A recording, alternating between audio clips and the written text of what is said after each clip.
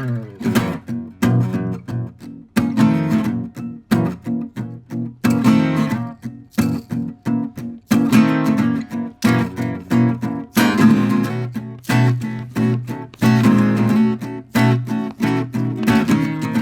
back, everybody, to This Is My Bourbon Podcast. I'm your host, Perry, and with me, as he always is, it's the whiskey mutant who's not sick anymore, Eric. I know, I took a week off. Well, you deserved it. Yeah, let me take a week every once in a while.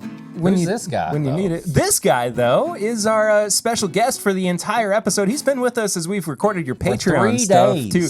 We've not let him leave your basement, He has which is stayed in my crazy. basement for 3 days. Yeah, I've been the hired help for a little while. They've been giving me food and water. It's okay. He's clean. I promise. He's clean. He's rocked your children to sleep, Yeah. which is crazy because most of them are teenagers now. It's one of the founders of the Bond. You might know him as Logan, or the Doogie Howser of the bourbon world. I don't know about that. The youngest master distiller. Master Blender? Blender, I mean. Yeah. That's insane, dude. Well, I'm glad you haven't left my basement. Yeah. You can stay longer and make some whiskey. You can stay Yeah. longer if you want to, I think, is the operative way of us There's talking no about choice. that. I may be able to set up a still in the corner over there. Get to working on a couple things. I mean, sounds good to me. I like the way that you said that as like, you have to do it. Like it's it's so conducive to like your being that you need to set up something so that you can clarify, a mesh. Yeah. You have to do it. Yeah. It's like I have to. I feel compelled to. Like we have to have more bourbon. I mean, that's the short of it. We do feel that way. We do have to have more bourbon, but we do also have to have you join the Patreon over at patreon.com/mybourbonpodcast for as little as $1 a month, but for as little as $5 a month. That is when you can get the bonus content. That also this week includes Logan. We recorded with him for Pours from the Floor and the pregame chats, which also comes out every week before the main episode. And you might also be listening to this on Patreon right now, but if you're not, you could have been getting this episode early and uncut on the Tuesday before this episode comes out with some bonus content. We're going to be doing some extra stuff with Logan too that he doesn't know about yet. Ooh, okay. I don't even know about this. Well, I don't even know. I don't either. I'm just kind of flying by the seat of my pants, man. You just made that up on the spot. I did totally make that up on the Kind of spot. reel them in. Yeah, we're going to find out together. But we do normally kick off episodes with a segment called Flying Blind, or there's Sips and Snacks. I didn't know if you were going to do Sips and Snacks. Well, I thought, why don't we let Logan choose? But also, I keep seeing this purple bottle over here that Logan brought. Yes. And I feel like, Logan, I like to pair snacks and like whiskey. And this is a little different than a normal whiskey. So I thought, why don't we try that as our Sips and Snacks? Because it's kind of a fused product, right? Yeah, absolutely. So what he's talking about is Thornbush here. This is our blackberry bourbon. So this is a 2-year-old straight wheated bourbon. 45% wheat from MGP. Interesting. And then all natural blackberry. It's water, blackberry, and citric acid that comes from lemons. And then the color comes from carrots, actually. So carrots? Yeah. It's called coloring fruits. I can get my veggies in? Yeah. you don't have to go to the gym anymore. You can. Yes. I've heard you can just drink this. I can't make any promises, though. Yeah, you'll go for it. It's. I kind of started planning for this and like developing it in the fall of 2023. Gotcha. And so my hometown, I'm from Carlisle, Kentucky, or Nicholas County. We have a blackberry festival every single year. Since I was young and in the Beam Institute at UK, I always wanted to do a blackberry bourbon. Nice. And so that's kind of how this started. It took me about 8 months to get kind of the syrupy taste out of it. So it didn't taste like Robitussin or anything like that. But I'm really proud of it. So I want to also really good. talk about this for a second too. Logan is very young. He's 24, which I say very young as like He's not that young. I know He's a man. He's okay. Don't say that like you're gonna. What? I don't know. I was 24 when I started the podcast too. So it's not like, you're so young that you don't have any, familiarity at least with the whiskey industry. But it's very cool to me to talk to somebody who's been through the Beam Institute, which is something that we've not really explored too much on the podcast. And I want to kind of pick your brain a little bit about that the further we get into it. But we gotta explore the thorn bush here as it were. Yeah, so it has a super strong blackberry nose. This is crazy, man. That smells so nice. It tastes so good. Oh, I haven't even tasted it yet. I couldn't wait. You kept talking. I just started drinking. And so you get a little bit of the bourbon on the back end, not too much. That is nice. That is a good mix in your we're all drinking bourbon. We're trying this sample and that sample and this blind flight and all that. You take a little break, in between pours or something and have that. I like that. Yeah, it's a little light. It doesn't feel very syrupy or very heavy. And that's kind of one of the things I wanted to carry through with it because, a lot of flavored whiskeys, it's just like cough syrup. So let me ask you one thing about this, just from a technical standpoint. Bourbon, to be called bourbon, has to be 80 proof, right? How is it allowed to be labeled as bourbon, even though it's 75 proof? Yeah, so I'll say shout out to the Beam Institute on this one. Okay. One of the classes, they basically taught us about all the legislative parts of all Okay, this. they taught you the control, workarounds. federal regulations. So this is actually a distilled spirit specialty product. Okay. Which I tell my coworkers is the Wild West for bourbon. Heck yeah, You can kind of put whatever you want to on the label, and as long as it's within reason, they'll approve it. And so that's how we got around like it. So Pushing the boundaries. Yep. Heck yeah. Got to do what you can, right? I like it, man. Bottled by our friends at Whiskey Thief in Frankfurt, too. Shout out. They're one of the undiscovered, unsung gems, formerly known as Three Boys, which I know I've talked about before. But this is crazy fun and so good. Yeah. And I will say, too, I'm gonna rat on myself for a second because I'm willing to admit when I was wrong. But I think when this first came out, or at least when it was first being marketed in Lexington, was probably roughly a year ago. So we launched last July. Okay, so yeah. So we were driving around Lexington and we saw a billboard, and my wife goes, "Do you think you're gonna try Thornbush on the podcast?" And I was like, we don't really do flavored bourbons on the show. It's kind of, not against our ethos or anything. It's just not what we really. It's not really what we do. Yeah, absolutely. But I'm gonna have to take the boot out and say this is worth trying, man. I like this. I'm excited to try this as well as a flavoring agent in some kind of cocktail. I don't know what. Has anybody made a cocktail or anything with this that you would recommend? Yeah, so actually, kind of our signature cocktail we go to with it is 2 parts lemonade, 1 part Thornbush. And so great summertime drink. I know we talked about this behind the paywall. Join if you haven't.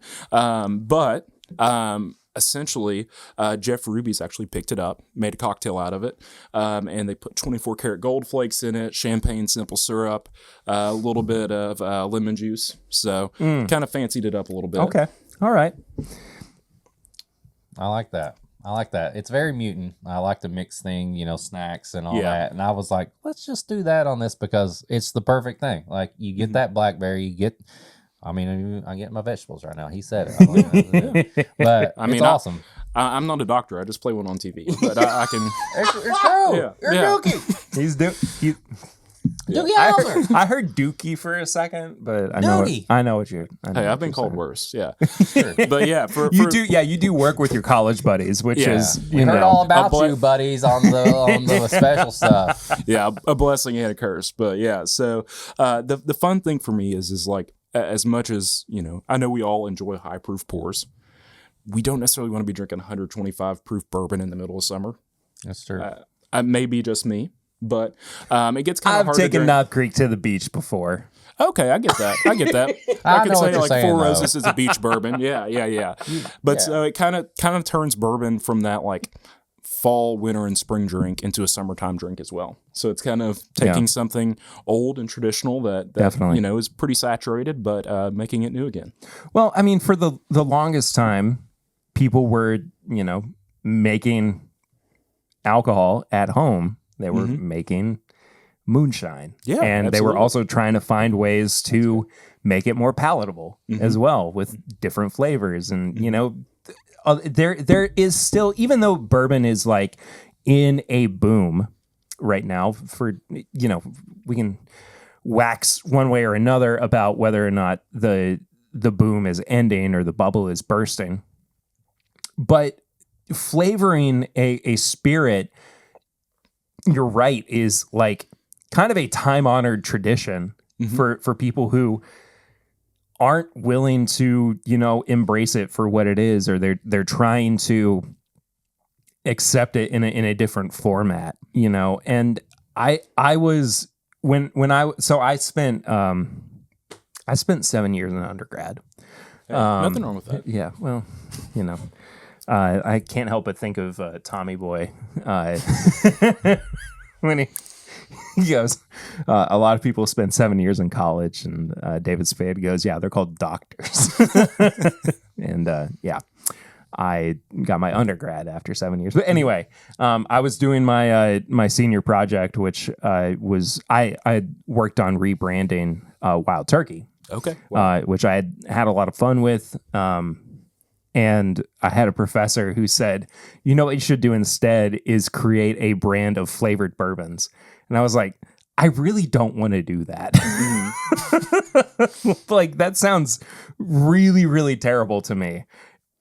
But at the same time, like, I try this and I'm like, maybe I should have done that back in, 2018. Yeah. It almost seems sacrilegious at first. It does. That's the thing that I keep going back to. Like, again, like telling on myself, saying I should have tried this when it, was advertised to me. Yeah. It's like the saying, it shouldn't work, but it does. It absolutely But does. it brings people to your brand too, right? Yeah. Like, Yeah. people that probably are a little intimidated by a neat pour of bourbon or something, you get that. It's got some purple on it. It's got the, just the word blackberry, like that probably draws people in.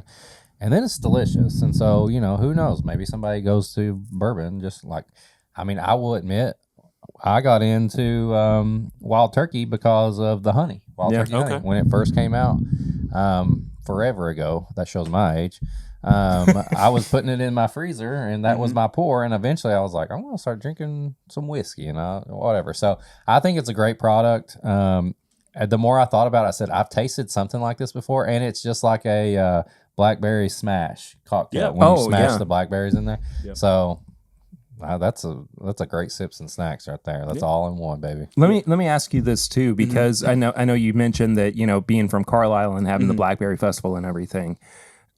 Is there room for expansion beyond just the blackberry flavoring? So we can talk off camera about that. Oh, okay. Yeah. All so right. I have one I've already done up that, to be honest with you, is my favorite over the blackberry. It's taking the rest of the group some convincing. All right. But in my opinion, it blows this out. All right, episode's over. Let's go talk behind the camera. But yeah, you made a very great point. It's very much a entry point for a lot of people into bourbon. We're actually starting to export our products into Lithuania and Poland. Wow. And so for us, we found out that a lot of people over there don't like just Jim Beam or Jack Daniels. Sure. They like Jim Beam Honey or Jack Daniels Honey or Jack Daniels Fire. Yeah. And so by giving them basically a more approachable version of the bourbon they're wanting to have, it allows us to kind of get in their glass a little more often. There you go. That's awesome. Eric, do you want me to ask you the next question first, or do we want to ask Logan? Let's ask Logan. He's the guest of honor today. May as well. Logan, I'm going to ask you the question that we normally ask next, which is, what have you been drinking recently? Ooh, that's a tough one. Because you can't remember? Or? No, I can remember. It's picking my favorite out of them. I'll give a couple of shout outs. My friend Adam at Lost Lantern.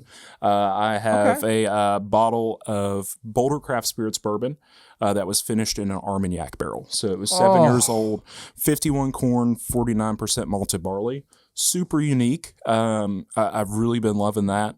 And then honestly, Ben Holiday Red Wheat. Oh, yeah, we've had that. You know, I really like that. The Rickhouse proof is phenomenal. Yeah. But kind of my go-to is Russell Reserve barrel picks and single barrels. You know, anytime I see Camp Nelson or Tyrone F on the label, I feel like I have to pick it up. Tyrone F, man. That's where it's at. Completely agree. I like the G's. I like the G's, but I mean, also is if one anything of my you want favorites. to try, you're free to try anything. I got my Russells are up there if you needed anything. I know we got plenty on the table, but if you just want to get up and go try some whiskey, the show doesn't care.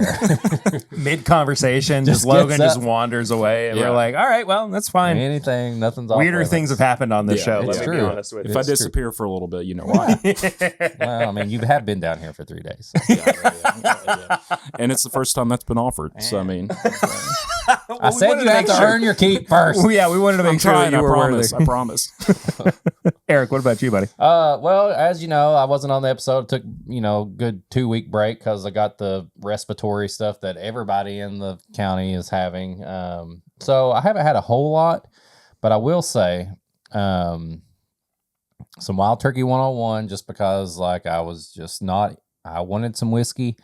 But I didn't feel like going through the motions of figuring out what I want to have tonight. I just give me some Wild Turkey 101. Had that. But once I started feeling better, I went back to Logan. Me and Perry opened a Jack Daniel's barrel proof that a store in town, Ernie's. I don't know. Huge supporters of us. Great people. Nice. I've seen that bottle there and some other stuff. But they have a Jack Daniel's barrel proof that I think it's one that at first you're kind of like, it's just a Jack Daniel's barrel proof. But I let it sit because it had been open for like a week or so, and I went back to it. Oh my gosh, it's got that Zagnut bar, coconut, peanut butter thing going on that's just so much more prominent. And I've probably snuck into that thing a few times over the last couple of days just because it's been one of those that's like, I want some more of that. So I don't know. Do you like Jack Daniel's barrel proof? You had a lot of that? I've not had the regular whiskey, but I've had the barrel proof rye. So I actually just picked up a single barrel pick that was aged in Coy Hill 1 or 2. Oh boy! But it was a barrel proof rye, and it was phenomenal. Yeah. So that's probably what I've had. People know this story already, but Jack Daniel's barrel proof wasn't highly accepted around these parts. This is my favorite story when it first came out. Eric but back when Liquor Barn would do the kind of in-person releases before COVID, everybody just always knew to line up on Saturday mornings. What are they going to have? And I went there one morning after work. I'd work night shift then, and everybody's like, they got Stag Junior today. We talked. You had some talked about Stag on the pregame chats or you shared with your friends. But I was with this guy who's just he's mad. He's just mad about everything. He's like, I'm not going to get anything, blah, blah, blah. We get up there. You can kind of see the bottles gone by the time you get there. You're like, man, we're going to miss out. And I look over and they have Jack Daniel's barrel proof. And I had probably only had 1 or 2 bottles at that time. And this guy gets so mad. The Stag Junior's gone. And he just looks at me and he's like, I wanted some high proof bourbon. I wanted something good, and the Stag Junior's gone. And I was like, hey, I'm going to pick up one of those Jack Daniel's barrel proof. And he was like, excuse me? I was like, no, it's really good. It's high proof. It's probably close to the same proof. He was like, this is Kentucky.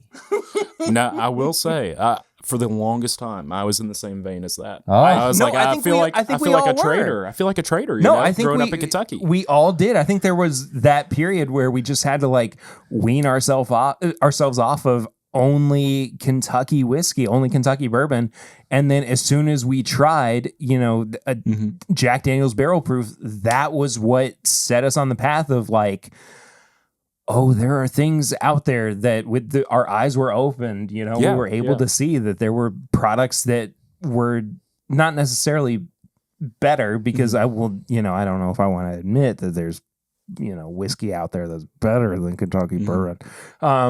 But at the very least, I get in the mood every now and then for something that's not Kentucky bourbon. Yeah. You know, like I think we're allowed to feel that, you know, and I hope that guy has found, the light of the universe. No. It made me. That's the first time I ever felt bad. That's the first time I ever felt bad for buying like 130 plus whiskey. Like this guy's he's judging me the whole time right now. He's mad. He's just watching me. You turn around and he's just watching you from behind. Can't believe you would be you would betray Kentucky. Yeah, legend says he's still waiting in line for George T. Stagg. He is. He's still there. Not even Stagg Jr., George T. Stagg. It has to be hazmat, or I don't want. They're like, man, we got nothing for you. We're not going to have anything for you. It was the first time I felt comfortable speaking out too. I was like, hey, I got a suggestion, and then he made me feel really bad. I don't think I suggested anything to somebody at Liquor Barn ever since. So. Yeah, it's one of those places I tend to try to keep my mouth shut just in case one of those situations happen. But like you said, there are a couple of like distilleries for me that kind of brought me out of that comfort zone of thinking like Kentucky is the only whiskey producing state. And so still Austin for me was one of those first ones that kind of got me outside of that. I know that may be controversial. No, it's not controversial, but it is for the third person at the table because he's not the biggest I've been burned by Texas whiskey so much. I will say the few times that people have tricked me and got me to like say this is good, it's been still awesome. People will send me blinds and they're like, "You're gonna like this Texas whiskey," and they wait till I say I like it, and they're like, "Gotcha, it's Texas whiskey." It's been still awesome, but like some of those, I'm very anti. Like I feel like some of the stuff Texas people put in there is like, y'all gotta stop. Armadillo skin. Yeah. I don't know. The soul of the Alamo. But I'll admit right here, still Austin has put some good, decent stuff out that's made me appreciate it. And I put an asterisk on Texas whiskey when it comes to still Austin. Well, I'll throw this out there as well. Iron Root Republic. They have Sleight of Hand. It's a blend of Kentucky, Indiana, and Texas. Oh. So maybe a little more. Okay. I think I might have some Iron Root sitting around in my sample bottles of stuff that people have sent to us. So we'll have to revisit it at some point. But, what have you been drinking? Man, I have not seen you in a while, so I've got some stuff to catch you up on with a bunch of people. What? You're talking about the Bourbon Bowl. That's what it is. I don't know what you're talking about. Oh my gosh. I don't know what you're talking about. He acts like I set that up. I didn't set that up. We'll see. It's not my fault. We'll see. Okay. Well, anyway. Another year. Super Bowl Sunday.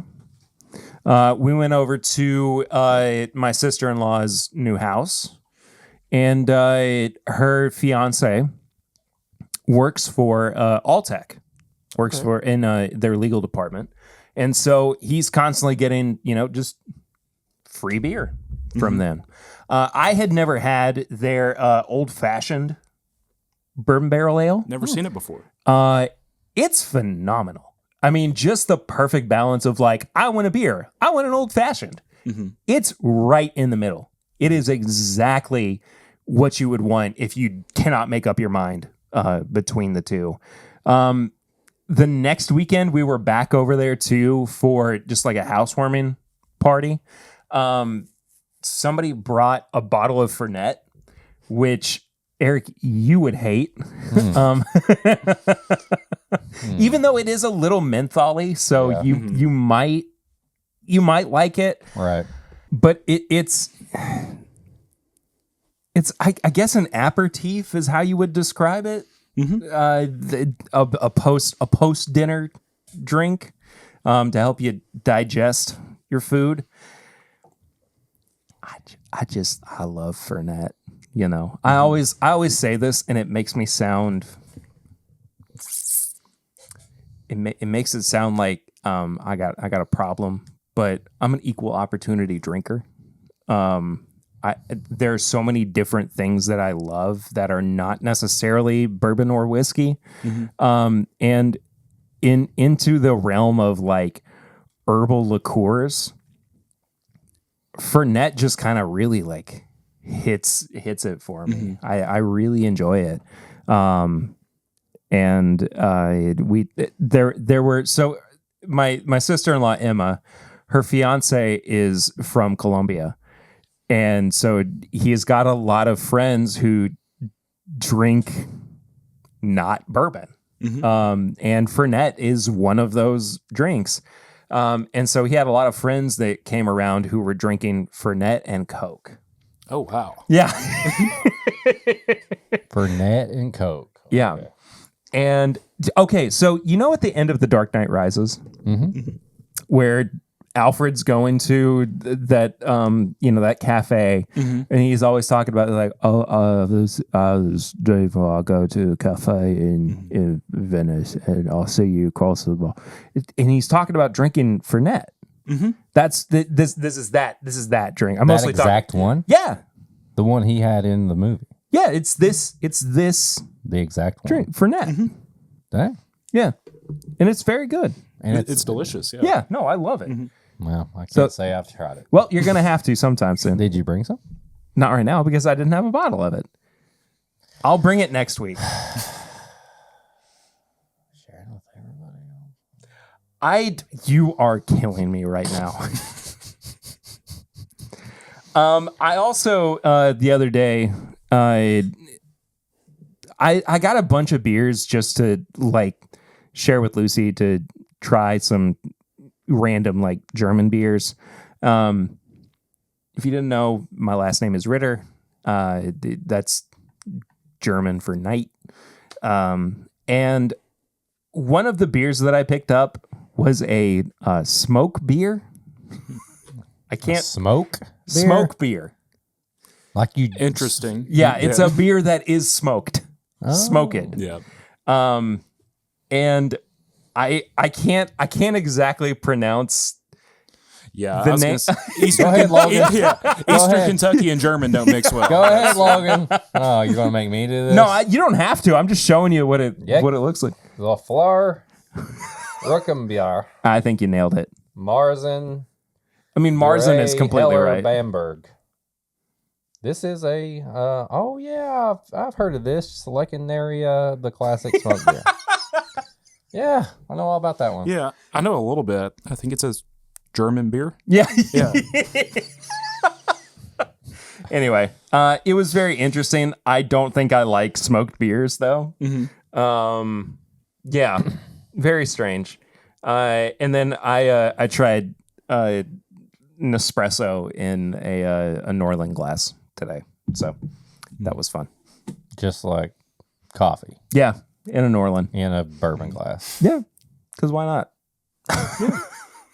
Just trying it out. I just figured may as well. Did it taste different? Yeah, it tastes like cardboard. Early high proof hot take.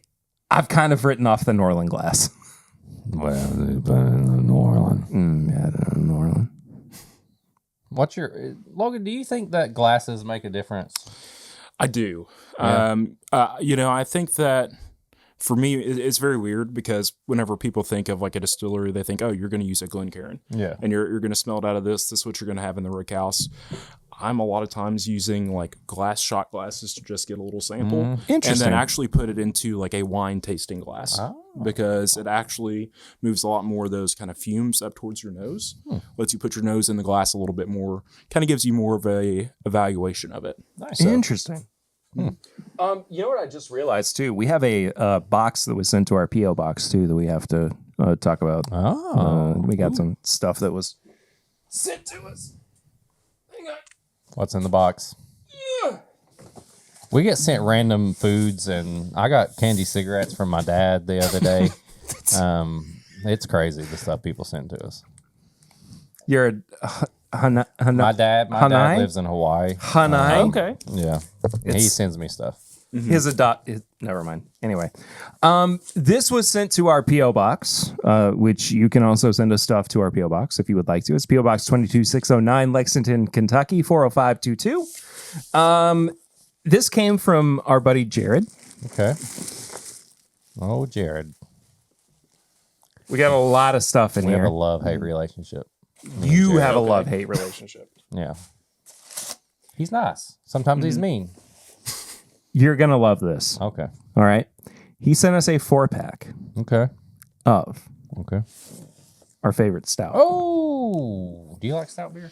I haven't really had a whole ton of stouts. I'm more of an IPA guy. I am not a But- big stout guy, but this one has been my favorite that I've tried. This is Black Ops, and they used Four Roses barrels. Oh, okay. Interesting. He also sent us a bottle of his homebrewed Oh, I'm not drinking that. bourbon barrel stout. It's Chad approved. I don't care. I don't trust him that much. It has to be factory sealed before I trust something from Jared. It's factory sealed. No, he sealed that. So You really don't want to drink this. not right now. No, I gotta test it or something. Do you know how to test if something has poison in it? We can do that after the episode. Okay. I don't want to reveal my tricks. All right. He also sent us a sample, Is it a blind sample? Yeah. Oh, okay. and then a buttload of snacks. Okay. I'll eat the snacks. He redeemed himself, He right? redeemed himself. I still don't trust him on the bottle that's not marked. But, if he sends snacks that are labeled appropriately, even though it looked like it was Halloween candy from 2 years ago, it'll be okay. I mean, if you don't want to drink this stout, I absolutely will. I mean, I got to think about it. I got to figure out what the rest of my life looks like. Can you think about it a little bit quicker? Why? We're going to drink it right now? Not right now, but I'll think about it. okay. What else is in there? That's it. What kind of snacks are those? It's mostly candy. Leftover candy I bet his kids didn't eat. He stole it from their Halloween basket. There's some Dots pretzels. Okay. There's some classic Lays. So random. There's some Witch's Brew. I knew I saw some Halloween candy in there.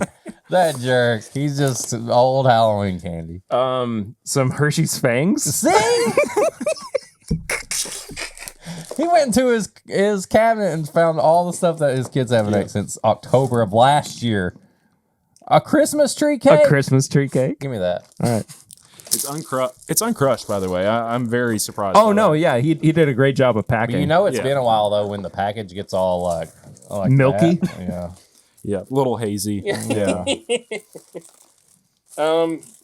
That's it. Okay. Yeah. Well, I appreciate the Black Ops. This is factory sealed by Brooklyn Brewery. I'm good with that. You got to let me think about my life before I try the next one. Cheez-It sandwich crackers. Okay. So random, man. I don't Logan, fully if you want any of understand the snacks right now, snacks. you can have Oh, some. thank you. I should There's be snacks good, though. everywhere. Logan's like, Logan, Halloween Logan candy? also values his life. Yeah, I'll have to check it for razor blades later. Exactly. I That's mean, probably it's Halloween candy. That's what they always say, and right? heroin. That's the ones. whatever. That's the exact ones. He found them. He put them back, and he sent them to me. Yep. He knew Perry wasn't going to. He's just trying to kill me. I just love that there's a random bag of Lay's originals. That in is there. pretty crazy. Yeah. That's very crazy. Dude, I mean, I'm. If you're not gonna drink this, I'm gonna drink this entire bottle. I got to think about it. Okay. Well, I got to think about it. I don't know what he does in his home. I mean, I'm a trustworthy person. I mean, Logan has literally Logan has literally been in my house for 3 days. Nothing that bad has happened. You don't know Jared. I promise nothing bad has happened. Yeah. You don't know Jared. it sounded like you said that under duress, but all right. Yeah. But no, you're right. I don't know Jared. So don't know what to expect. Yeah. I'm just trust me on this one, okay? Folks, we are going to move into talking more specifically about because we've definitely dicked around enough during this episode. The Bond, which is Logan's primary whiskey brand, bourbon brand.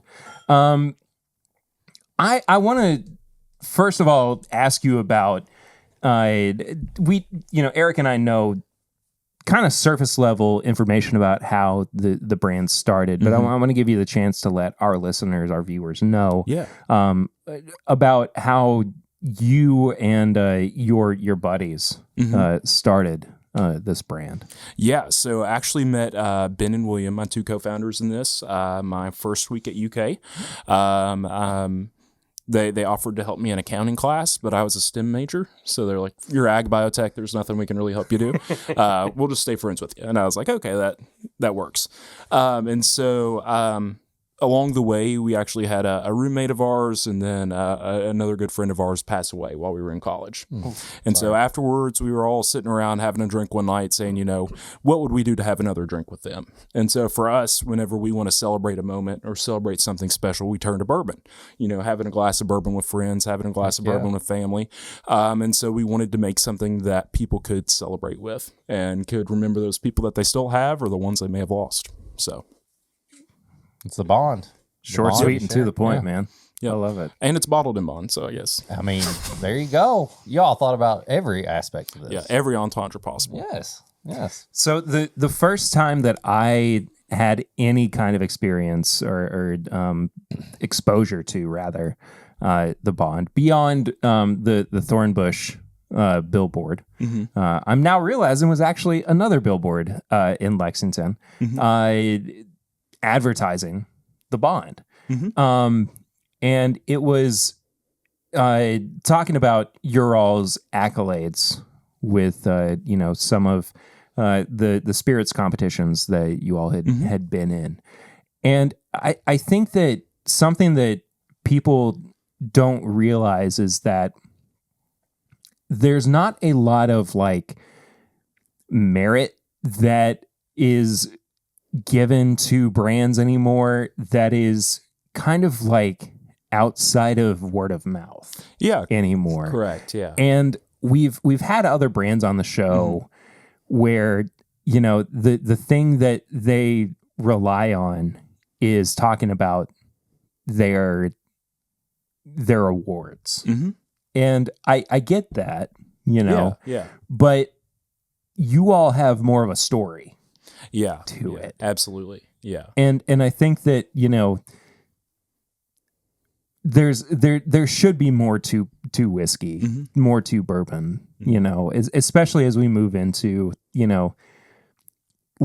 trying to sell people again on why bourbon is important. Right. So beyond, the spirit that's in there, why is the bond of bourbon important to the person that you're sitting down with? Why is it important to share a glass of whiskey with somebody? Yeah, so for me, it's a lot about being intentional. So I don't know if you all are this way, but I'm very much the type of person who rushes around, is working all the time, trying to get things done. We are. And to actually set a moment aside to share a glass of whiskey with somebody and be intentional. You're making a point to be with them and be present in that moment and share that glass of whiskey with them and make conversation. To me, that's where it's so important. And don't get me wrong, the accolades are fun. It's fun to have trophies and medals and all that stuff. But for me, I would rather have a bourbon or a whiskey that I can be proud to serve my friends and proud to serve my family. And I really think that we've done that.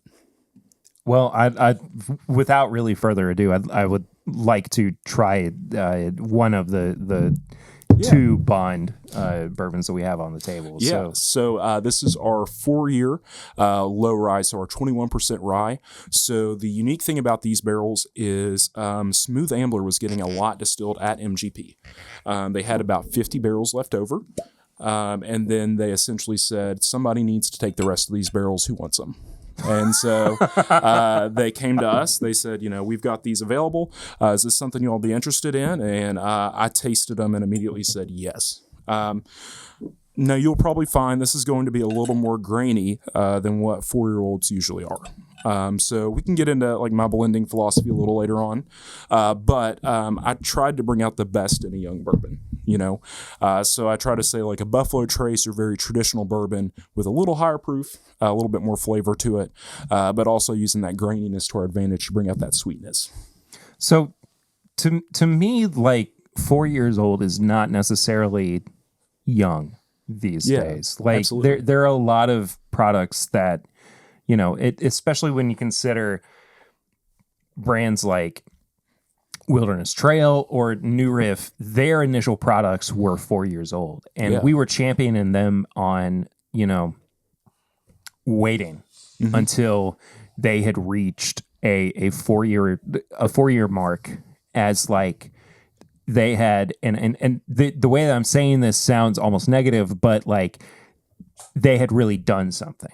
Yeah, that they had the patience to wait until exactly. It was ready. Yeah. So I feel like, you're selling yourself a little bit short, at least, with like saying, oh, we had this young whiskey going into our blending here, but you do have bottled and bond on the label. Do you feel though that like that's a restrictive label as far as like what's going into the bottle itself? Not necessarily. For me, that's very interesting because I can essentially have an entire season's worth of barrels to work with. They don't have to be made in the same batch. Most of these barrels, I do 4-barrel blends or sister barrels. So they were aged in brick warehouses at MGP. We're open and honest about that. In fact, kind of proud of it that we were able to get some good product from there. It's for me being able to say like, okay, I have an entire season's worth of bourbon to work with. This month may not be great, but if September was a really great month for 21 rye, then we've hit the nail on the head. Let's buy, September 21 rye barrels. So in a way it is a little restrictive, especially me being a high proof fan. 100 proof is a little lower than I'd like, but you have to make compromises, right? I like this. I don't have any problem with it. I know sometimes when the content, the reviewer, the influencer, they say grainy, you say grainy, like you take it as like a negative. Yeah. I don't get that same grainy. I will say I get more of like almost like an oatmeal grain. Like if you think about everything that goes into an oatmeal, like an oatmeal cookie, like that's kind of the grain I get. Like this reminds me of an oatmeal cookie. And we have tried so many random things, 4 years old, 10 years old, all that stuff. And like, this is a very like, you can slide this in your rotation of your favorite, like Heaven Hill, bottled and bonds and stuff like that. There's nothing like young, grainy, negative on there. It does have a grainy, but it's not a bad grainy. Yeah. If that makes any sense. It tastes like an oatmeal cookie to me. Yeah. Thank you. There are unrefined grainy products. Right? Absolutely. There is something about this that feels intentional, right? And I think that that's the key difference that, when we were talking on the pregame chats about, and I will, I did a live stream about it. I'm not going to, make any, there are no qualms about it, I guess. But we were specifically talking about the Bullet bottled and bond that just came out, the 7-year-old. At least in my purview, there was a quality about this product that felt very unrefined, that there was less intentionality behind it, and it didn't really hit the mark as far as like, what are they working with? What are the barrels that we're going into this blend? How are all of these parts equaling a whole? The Gestalt theory of it all. And to me, even though it is a 4-year-old bottled and bond bourbon, for years in Kentucky, we had a 6-year-old bottled and bond bourbon from Heaven Hill that was $13. And unbeatable. We didn't bat an eye at it. We just, that was like our gold standard. And now we have, 7, 8, 9, 10-year-old bourbons that we are so much more discretionary about. And I don't know. I think that like the goalpost is being moved so constantly. Absolutely. Yeah. I think that we're not allowing ourselves to like step back and go, what actually is happening with some of the, the craft distillers. Yeah. So I want to ask you too, like, where do you feel like the importance of craft distillers is going to be in the next few years?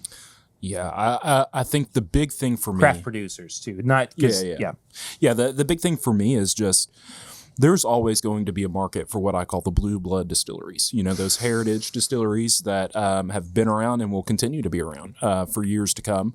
But there need to be people that are making something different. There need to be those people making niche products to continue moving the industry forward, or else we regress. We continue to kind of go back to our roots and get comfortable with where we're at and stay kind of stagnant. You know, you said that we keep on moving the fence posts back or the goalposts back and back and back. I think of the Scotch industry a lot. You know, they had the whiskey lock in the 80s, and, you know, their 12-year age statements, and that being, you know, super premium, has now become 40 and 80. You know, I don't expect bourbon to get to that point, but like Russell's 10, I think that has a standard, and it's like for us to be so lucky to have a 10-year-old bourbon as a standard, it's awesome, but it also raises the bar a little bit. You know, it's intimidating for people like me putting out a 4-year-old product and people saying, well, it's only 4 years old. But I would challenge that and say, to be honest with you, the best barrels in our inventory right now are 2 years old and are being blended into this. Interesting. So they're 45% wheat, and it is as sweet as candy. Just like caramel sweetness, super, super phenomenal. Char 3 barrels from MGP.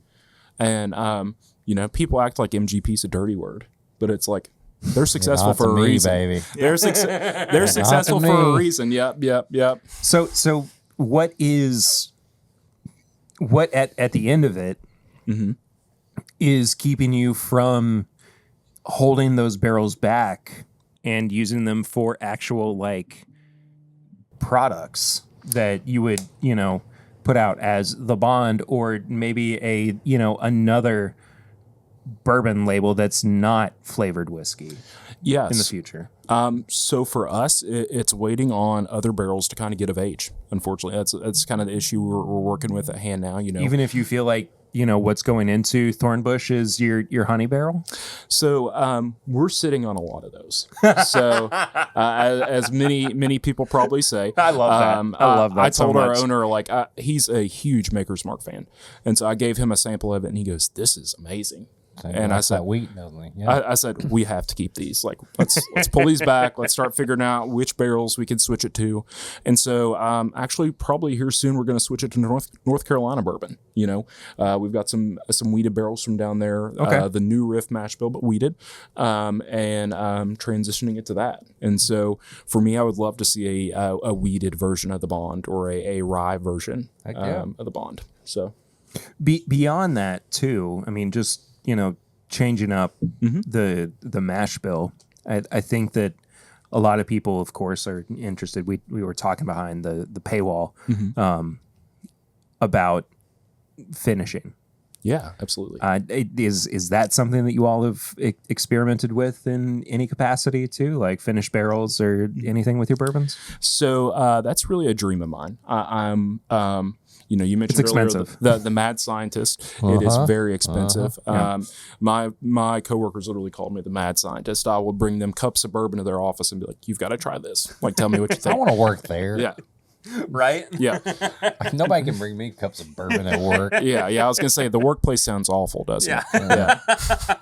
But yeah, so I kind of take the freedom to experiment with things. And that's what I love the most about the bourbon industry is I say kind of an academic at heart. Like I said, I was doing ag and medical biotech, found out I wasn't supposed to be in a lab, and that I was supposed to be around people a little more often.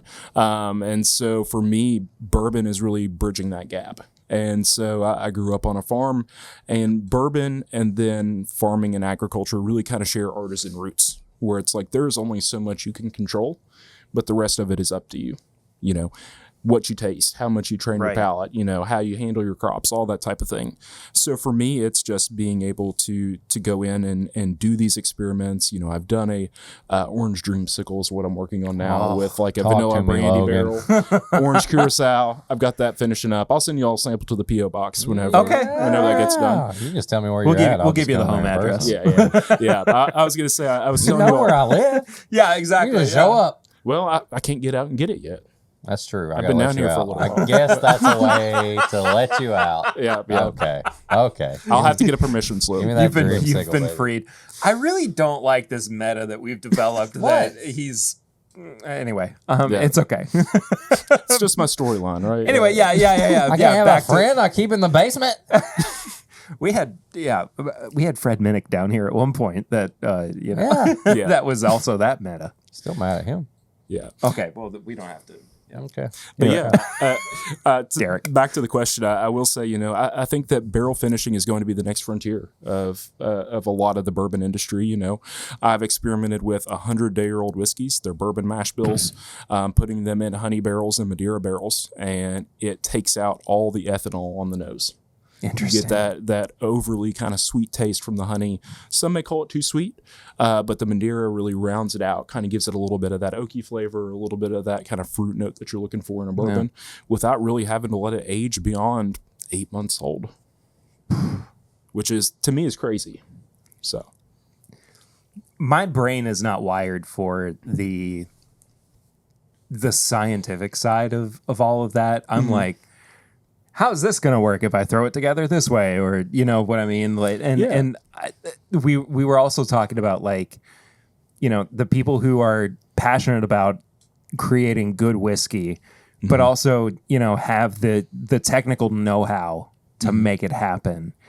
And I just love talking with people who are able to find, where the Venn diagram is basically a circle. At that point, too, and it makes me excited to see that, the Bond seems to be like the future there. Thank you. So of course, So talk about this this next bourbon as well. Yeah. So this is what we call the Bond Eternal. So this was originally supposed to be a special release. These are 7-year-old MGP 36% rye barrels.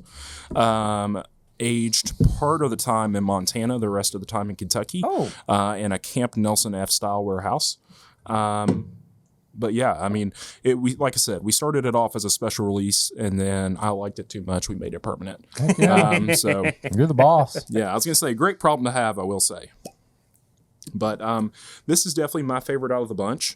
As we talked about behind the paywall, I'm a big Wild Turkey fan, and have a little bit this episode. We've talked about it as well. So I kind of tried to carry through those like funky tobacco notes that Russell's has, along with kind of that sweet oak note that you get from those Camp Nelson warehouses. Okay, all right. Yeah, I know I'm getting nerdy here, but nope, don't worry about it. Talking. Keep getting nerdy. Yeah, your work is doing the heavy lifting right now, because this smells delicious. Yeah, and so as I said, a little bit behind the blending philosophy, I do 4-barrel batches. I have one specific flavor that I look for in each barrel, and then once I have that, I actually move it to a different part of the warehouse to accentuate that. That's awesome. I try to think 4 or 5 batches ahead of time and say, like, okay, I need so many that are going to taste like chocolate. Right. So I'll move 4 or 5 barrels to the middle of the warehouse, kind of like a Booker's cut, kind of where those barrels are placed. Or it's like, I need a little more oak in it. Let me put them at the top of the warehouse. And so for me, that's kind of how I achieve my consistency, but also that little bit of variation. This smells really good, man. When you're getting a product ready, is it kind of a 50-50 thing where you're like, I want this to smell good and taste good? Or like, do you prefer, like, sometimes I just like smelling. Like, you get one of those products, you're like, I don't even need to drink it right now because I'll smell it forever.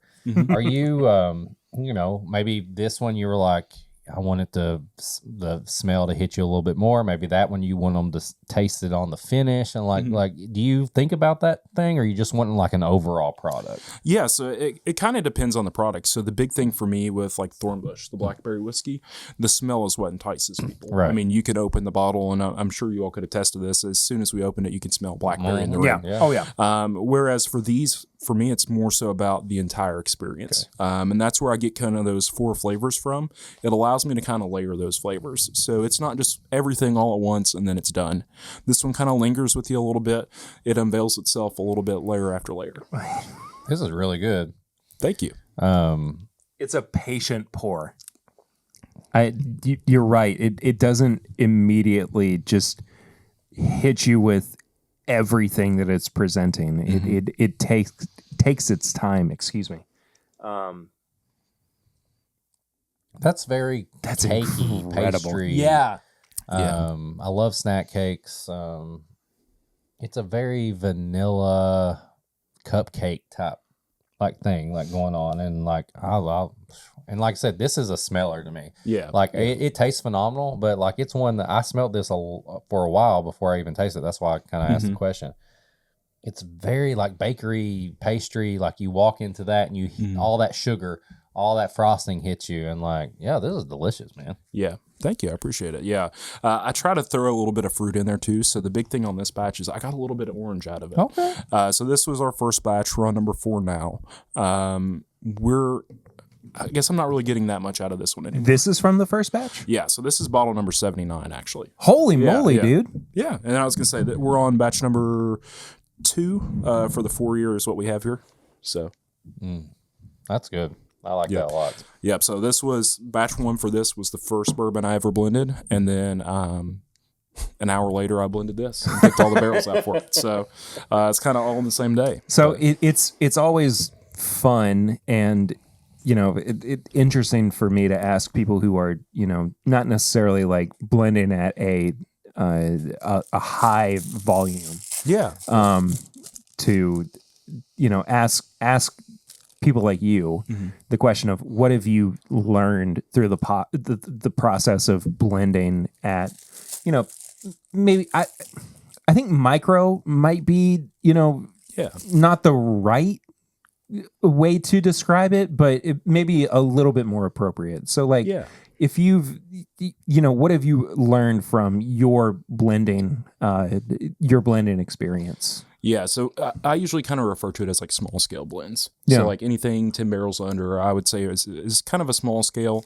The one thing that I've learned, and I've had a lot of great teachers, you know, I've been to classes put on by Nancy Fraley, and she's taught me a lot of kind of the old world brandy principles, and I'm trying to kind of carry those through to these products.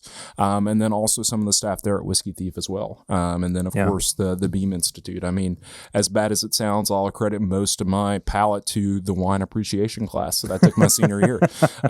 We went in there, we would have 6 glasses of wine set in front of us, and he would say, "You're going to tell me what you taste. Nothing is wrong, but you have to say it out loud to the class." And so he would go around the room of 40 or 50 people, and then you would discuss it afterwards. And he would say like, "Okay, well, you said you tasted this, or you tasted pear. Now explain how you got that." And so for me, it's more so being able to kind of pick out those flavors is what I gained from that. But for me, like what I'm learning from it is that larger blends are actually a little easier to do. So whenever you get up into like the 30, 100 barrel range, it gets quite easier. Just because the flavors all kind of mesh together. Whereas with like a 4 barrel blend like we do, you have to be a little more picky because one kind of tainted barrel or one that's slightly off throws off the entire blend. Yeah. And so before I even put a barrel into our blend, I proof it down to probably 40 proof. Just pour a bunch of water in it. The 4 Roses method. Yeah, essentially, because it allows me to kind of see like, okay, when I proof this down, is there going to be anything that sticks out? Yeah. Is there going to be anything that's going to throw off the blend? Yeah. But yeah, that's kind of the one thing I've learned is just that, and that you have to be very picky with your barrels. I mean, I think for this first batch, when I was blending these, I turned away 80% of the barrels that I tried. Wow. Which sounds stupid. I know. Where'd they go? Batch 2. They just need a little bit more time aging.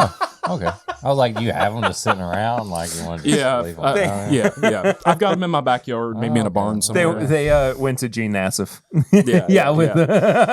All I got from that was my college sucked compared to yours. Dude, if I had been able to go to class and just taste wine all day, I mean, I think, Eric, what you and I should do is we should go back to school and make content out of it. Let's go back.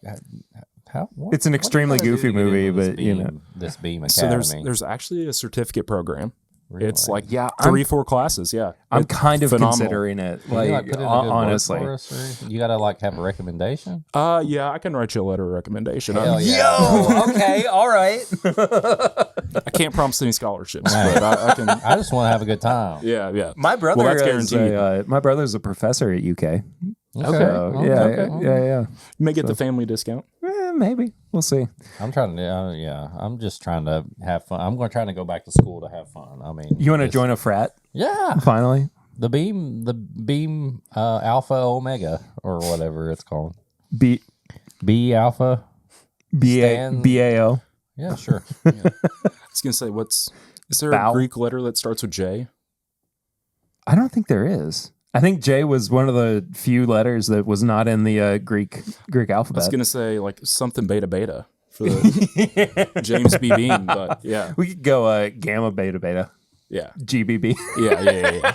That I don't know, something about that. Anyway, I do want to talk more about the Beam Institute because it's definitely something that we have not taken the time to not only explore but really like just on a surface level like talk about on the podcast, and like to have somebody who has gone through the whole program is very cool. So I want to, it's something that it has changed immensely since you have been there too. I mean, like Absolutely. there's a Rick House now just on UK's campus, Which is awesome that to see. Yeah. is very, very cool. Yeah. But, at the very least, like introducing bourbon, not just as like a cultural institution, but also like as like a scholarly one Yeah. too. Like I want to kind of get your insight on like how did that impact your approach to developing a brand and developing a product as well. Yeah. So, it kind of requires a little bit more background. So I apologize. I'm prefacing everything. Take all the time you need. But go Take all the time you need. But so, was ag biotech at UK. Wasn't a huge fan of being in labs and biochem and molecular genetics and all that stuff. So for me, I always knew I wanted to do science, something to do with ag, something to do with business. And you look at UK, they've got mining engineering. They've got a lot of these programs that are specific to Kentucky and providing workers for businesses here in the state. But there was never a program committed to bourbon. Of course. So I was kind of one of the first classes to go through the Beam Institute. By the time I graduated, they were about finished with the distillery. So I never got to see the big Vendome column on campus or walk past the Rick House or anything like that. But it's providing a much larger opportunity, not only from a STEM background, to get a lot more qualified distillers, not only for the bourbon industry, but for the Scotch industry, even industries like beer and wine. I mean, it's the James B. Beam Institute, but their curriculum covers beer, wine, brandy, bourbon, you name it. They Right. have it. And so for me, it's just kind of that next generation of students and getting them ready. And so it's a program unlike any other. I had to do a research project to graduate, and I had a class that was spirits chemistry. I think it was spirits chemistry, but went up to the professor afterwards and said, I know you have a lab. Is there any way that I could do a research project with you? And he said, well, you sit in the front row of my class and you laugh at my jokes. Sure, why not? That was Dr. Seth the Bolt. Great. We got the teacher's pet. Yeah. I'll have the dunce cap on later. I'm messing with you, man. But so yeah, I'm sorry. No, you're good. So Seth's actually the head. I of the was Beam. also a teacher's pet, so Yeah. Nothing wrong with it. I wasn't. Sorry. Oh, you said okay. I wasn't. I thought you were taking a dig at me. That's anyway. No. Do you ever get to go back and they're like, we're going to have a special speaker today. And you're going to speak in front of the class? So actually, in a couple weeks, they're having the industry conference. Nice. So it's a continuing education event.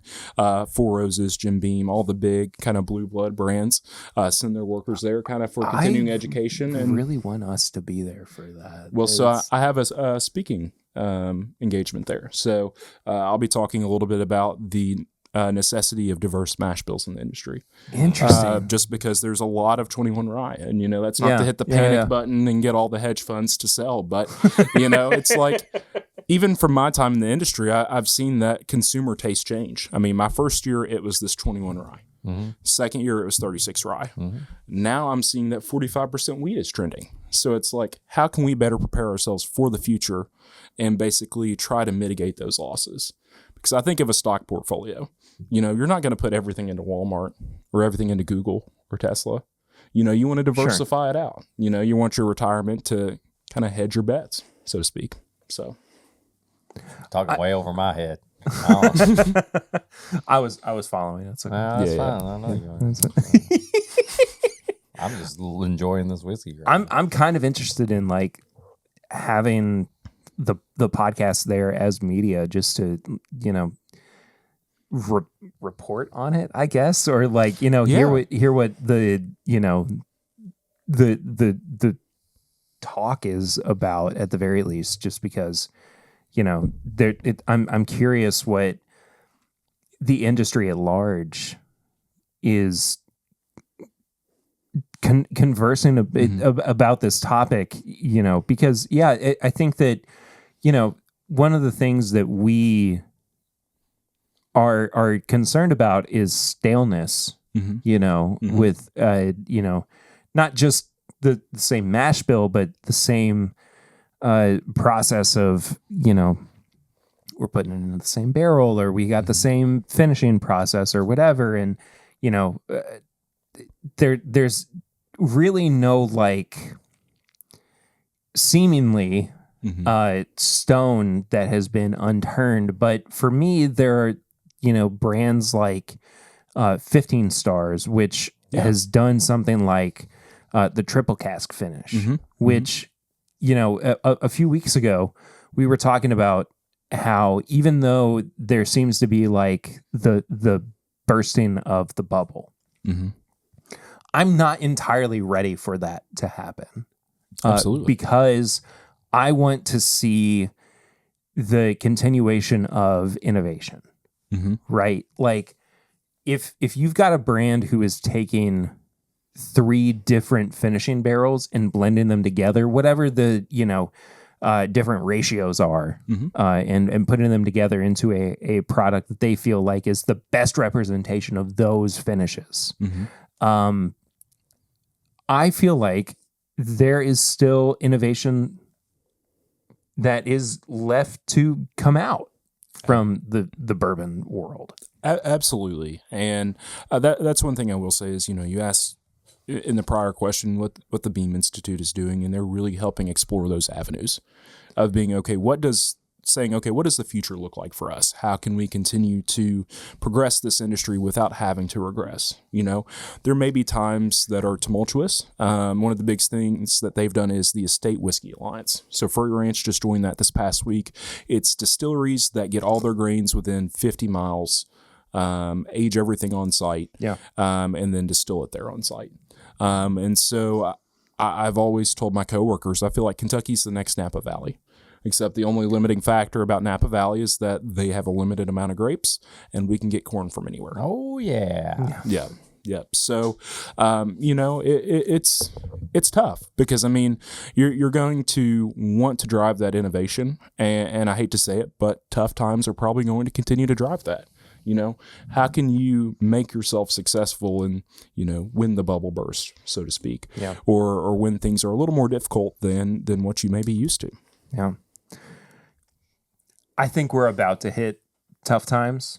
But I think it's interesting at the very least that the notion of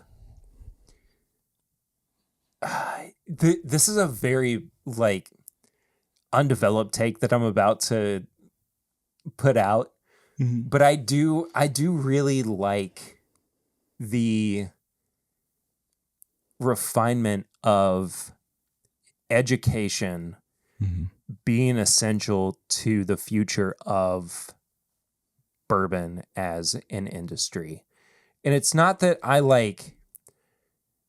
want to, rely on, the dollar or the corporationness of it. You know what I mean? Like, it's just like, I don't want to see bourbon die in the way that it exists right now, because I think that there is so much life and there's so much vigor to it.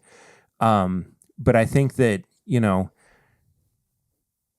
in the way that you are bringing the Bond to the table, it's a result of somebody who has gone through, a program that has shown that you don't have to have, and this is not to discredit somebody like Jimmy Russell, who one of my heroes. Yeah, of course. Who has had 70 years in the industry and has produced some of, inarguably the best bourbon on the market. Excuse me. What I'm saying is that there are, there's no one way to square the circle.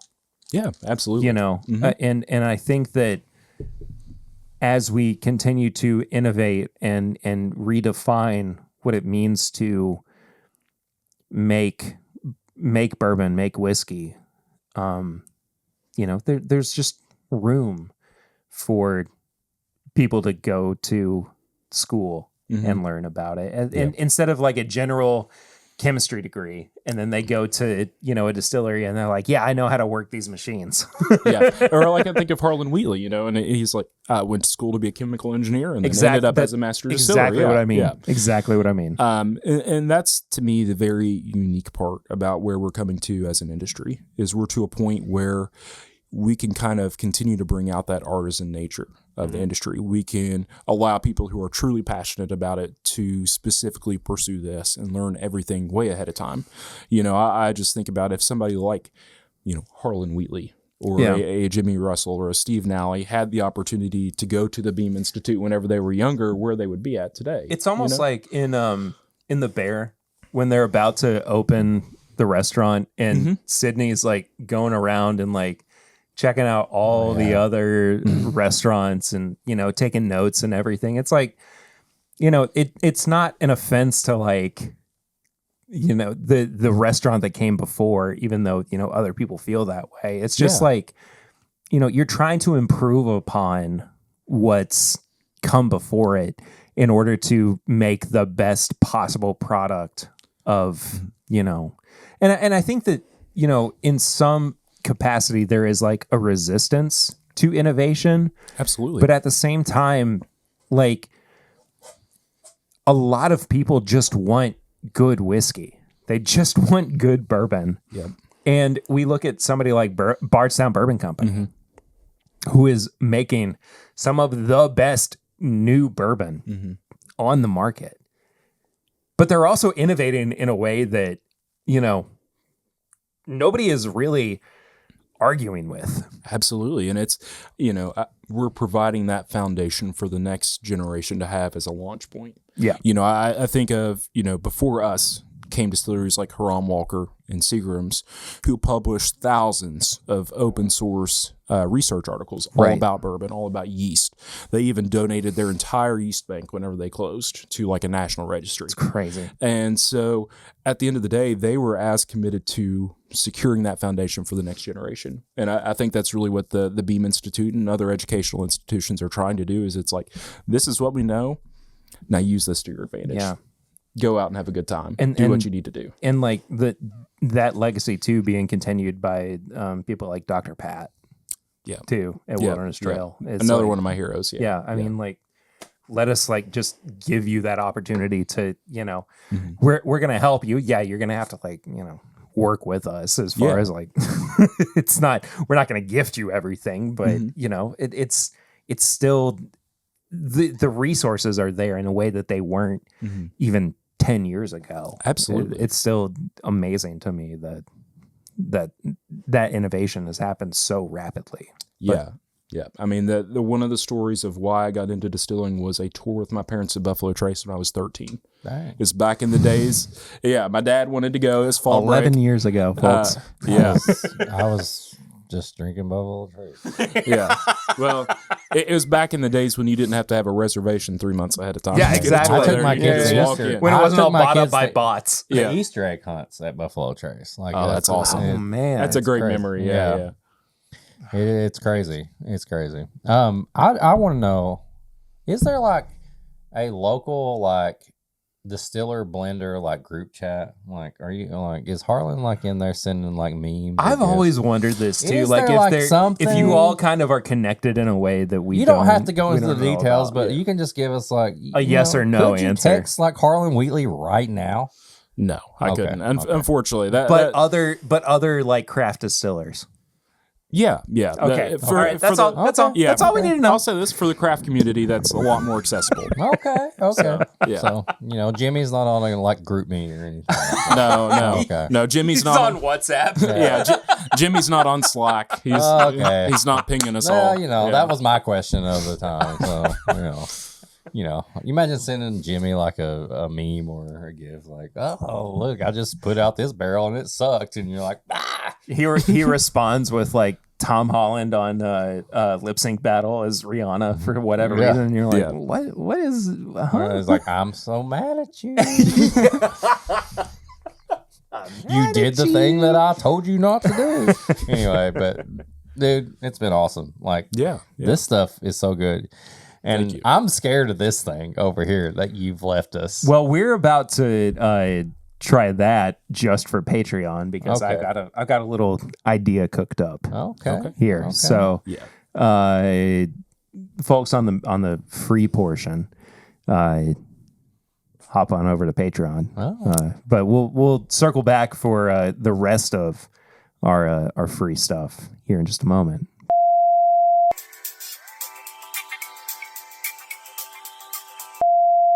All right, folks, we got barrel rings this week. Tell Logan what barrel rings is. Well, Barrel Rings is our segment of the show where people can call or text into the show. Okay.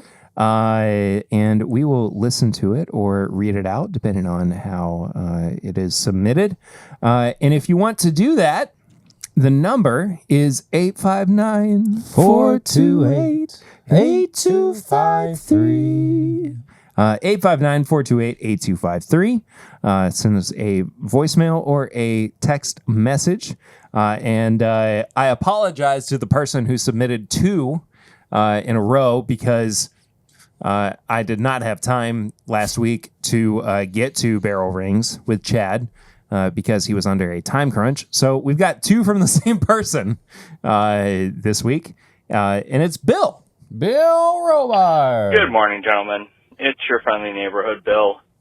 Wasn't sure if I was going to get banned for calling Eric a whiner, but You're whatever. close. We're here. I haven't even heard the latest episode yet.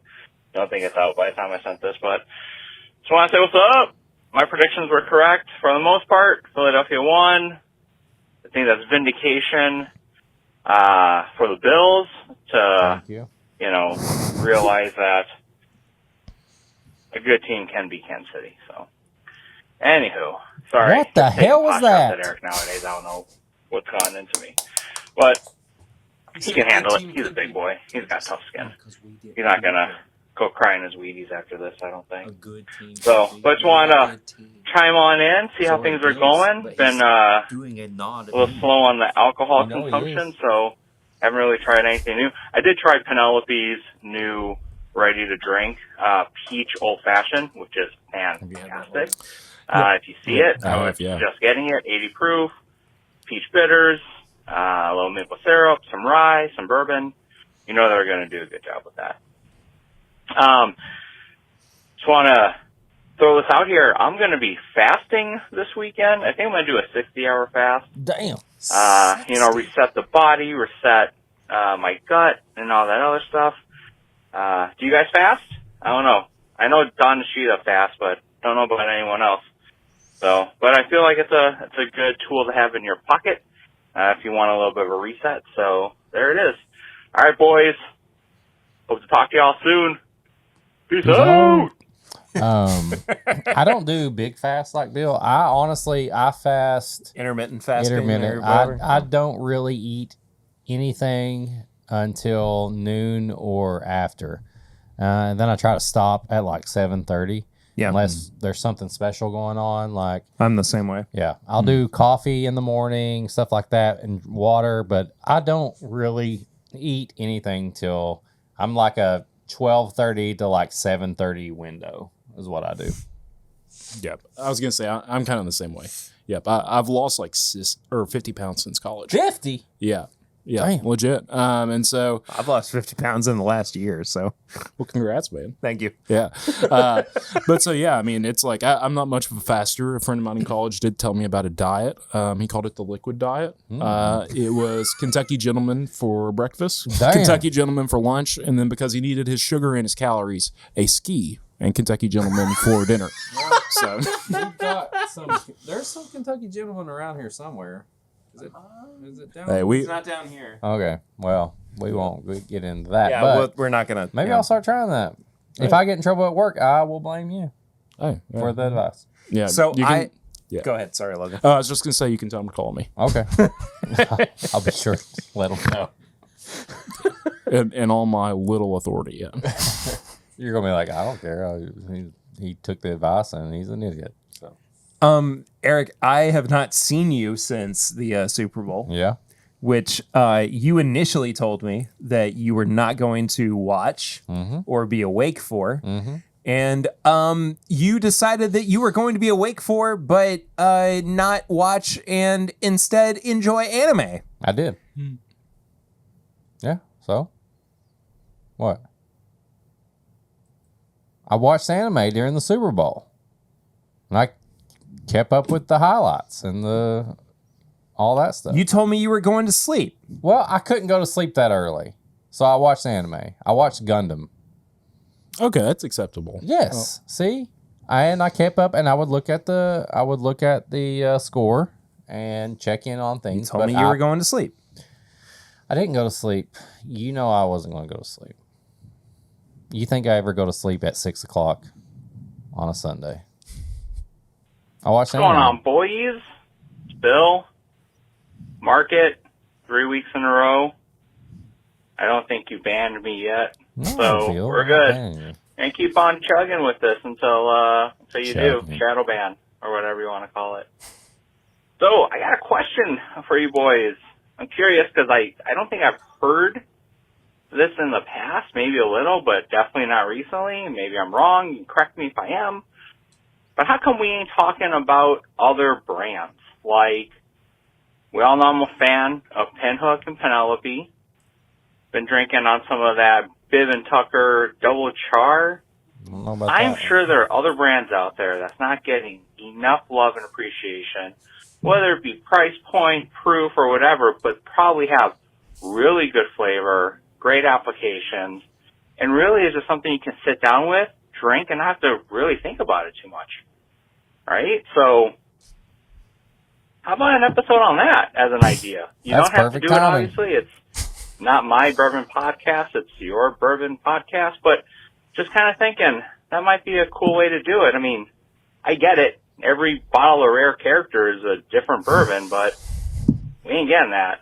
We ain't finding that. So, all right, boys. Just a little food for thought. Speaking of food, I'm hungry. I'm hungry. Eric, what you got on my spicy chicken sandwich, bro? All right. Peace out. Well, Bill, when you listen to this or watch this, you'll see. We talk about the Bond. Here's my thing on Bib and Tucker. I have never had a good enough experience with them to warrant talking about them on the podcast. I don't want to slander anybody in a way that would make for content that I don't know. I just Well, I mean, we did we Found haven't- North the other day. yeah. That was there. We got the Bond. We got Logan here doing all that. Like, I don't know, Bill. Like, We've got old episodes with Pinhook and Penelope too, don't we? yeah, we've reviewed those. I was gonna say, did you all have anybody here from Penelope, or We haven't had anybody on from Penelope, but we definitely can. I was gonna say, so my friend Wendy is actually the global brand ambassador. Let's have Wendy on. So phenomenal person, super intelligent. Well, we talked in person with what is it, Mike from Penelope? Yeah. Yeah.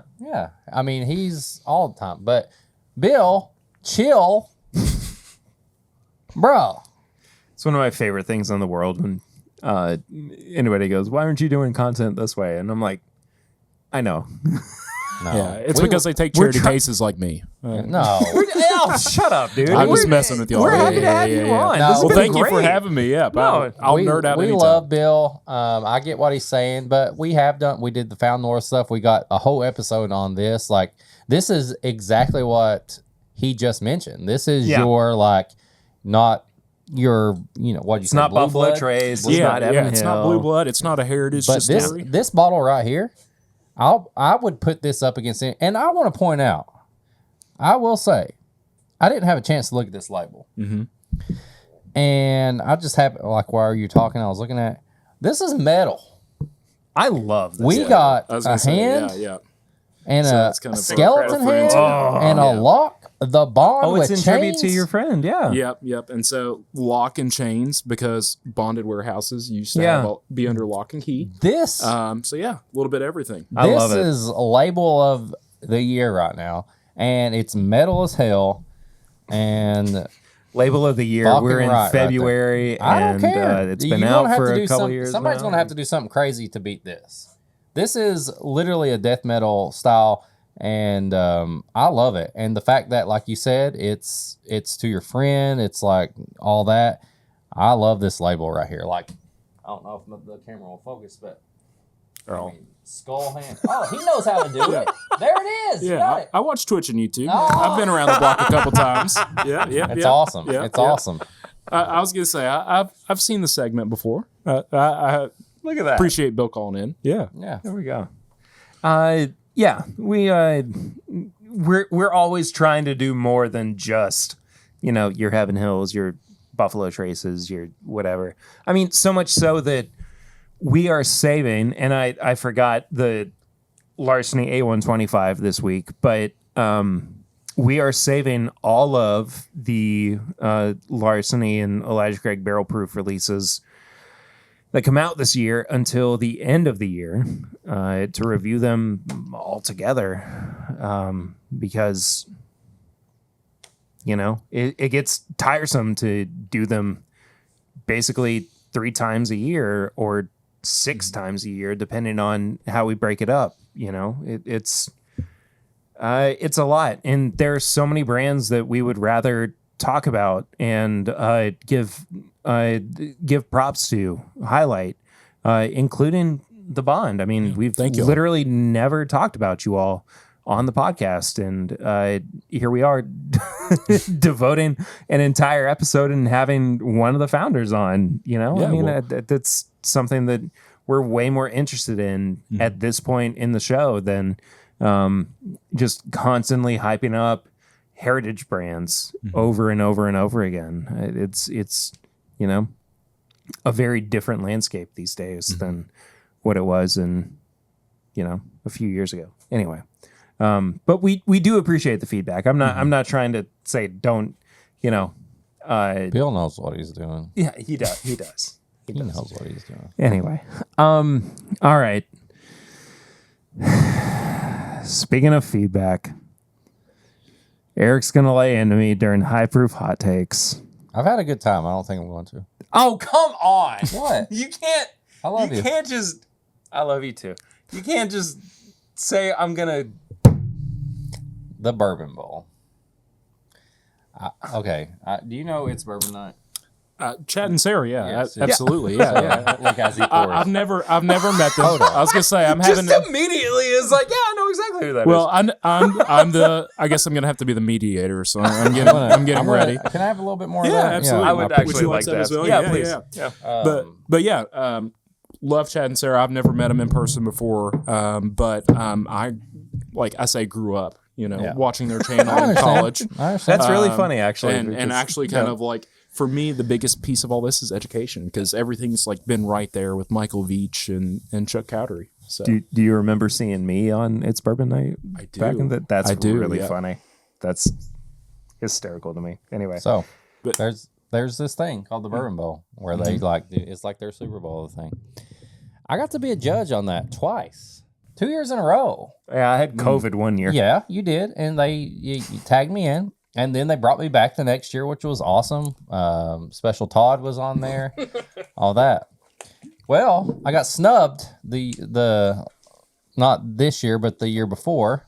Didn't really get like a letter saying like we didn't choose you to help out or anything. Like Perry didn't really like argue that you should be on there and stuff like that. Kind of heartbreaking. You were sick. Not last year. Oh. Yeah. And this year, Perry, how you doing? Oh, I'm doing better. Like I'm getting over this stuff already, but I'm pretty sure they probably figured out who the judges were going to be way ahead of time. I did not know that My Daily Bourbon was going to be there this year. I mean, but what like I thought it was just going to be me. did you ask like, hey, Eric should be on there? No? Okay. That's it.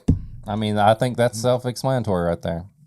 And they also borrowed my bottles to make their Bourbon of the Year list, use it for B-roll, behind the scenes, the B-roll thing.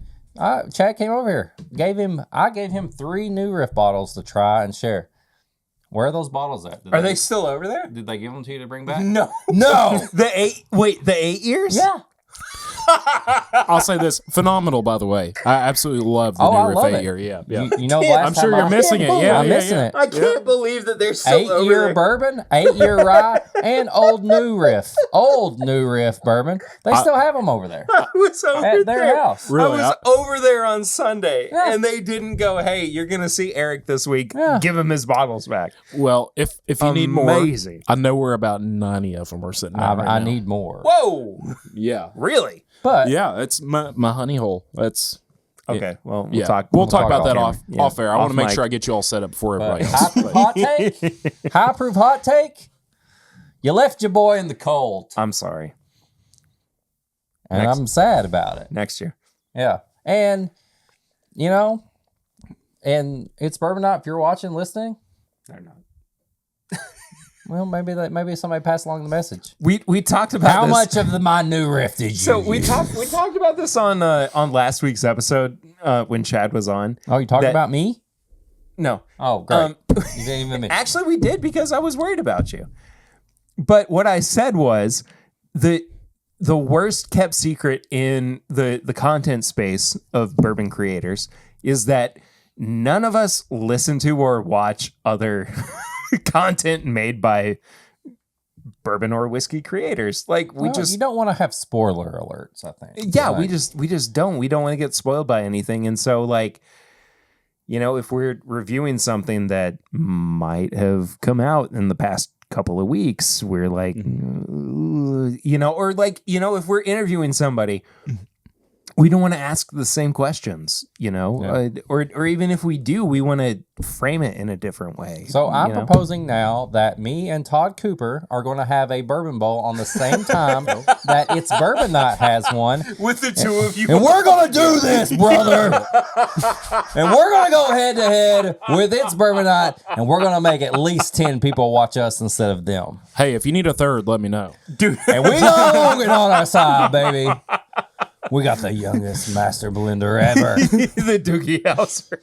And It's Bourbon Night. Me and Special Todd, we're coming for you. And Perry, you can be on their side because that's how it's going to be. And you're not going to want to mess with us. Can I watch from the corner? You can put it on there Maybe. because that would be even... maybe is a very good answer. We may block you. Yeah. But You may be able to listen from the corner. I don't know about watch. but Yeah, I'll have it like in my headphones or Yeah, something. yeah. we're going to We'll have AirPods. And we're going to And ride then when all it's over snowing you. or raining outside, and I was like, anyway. So that's it. High proof hot take. Not even a lobby for me to be a judge, huh? Or I referee. will work on it. I'm very Nope, sorry. not now. It ain't ever happening again because I'm doing my own thing that night, same time they do it. Mark it down. Tips and bits. Tips and bits. That's the segment of the show where we recommend something, and it's not always whiskey related. Just TV show, comic book, maybe some music, anything like that. Video games. So, Logan, do you have something other than whiskey that you would recommend to somebody? Yeah, absolutely. So, other than whiskey, my biggest passion is guitars. I actually build guitars. There you go. Right. Yeah, so I built a silver sparkle telly last week. Really? Yeah, I'll show you pictures of it. Yeah, please do. But yeah, so made that. I'm a big music person, so I've been to probably over 200 concerts in my life. Oh my gosh. Seen Barry Manilow on like the Capitol steps, like wild stuff. So I went to last year see Tommy Emmanuel. The same day that Jeff Beck died. Really? Yeah, and he played. Oh my gosh, dude! Yes. That is beautiful. Dang, how many of those you built, Perry? One. It was a Stratocaster, and I don't have it anymore. I'll show you my Strat too. I'm a Fiesta Red guy, so okay, yeah. Oh, that's pretty. Yeah, yep. If I ever buy a Fiesta Red Strat, it's only going to be to remake the Monterey Pop Hendrix Strat. Yep. So they actually sell remakes of it. I know they do, but it's just not the same. I would rather. Okay. This is where we lose some people, and I'm sorry, but whatever.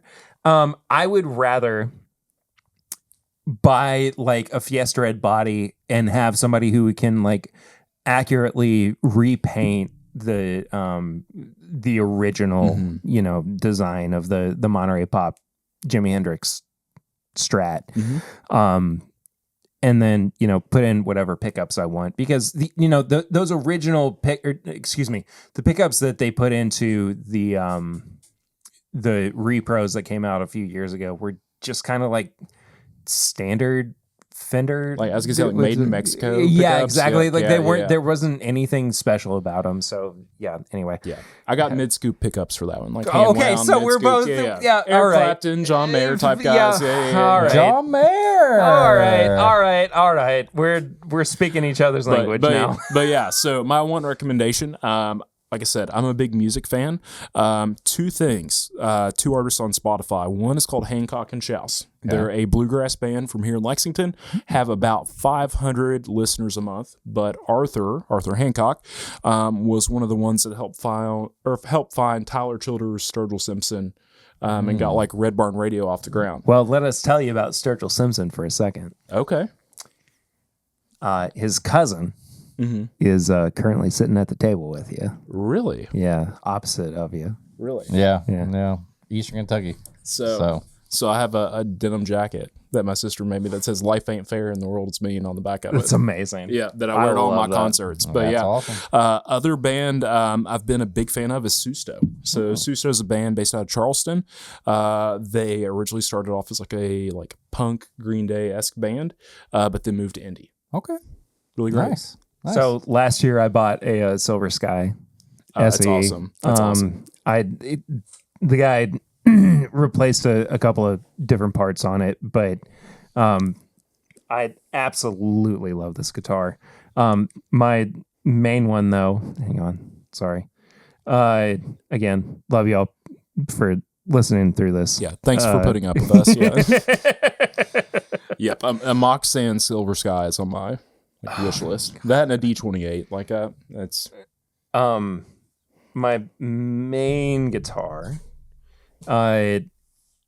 is this Strat. I love that. Yeah. So yeah. it was originally a Highway 1 Sunburst. Okay.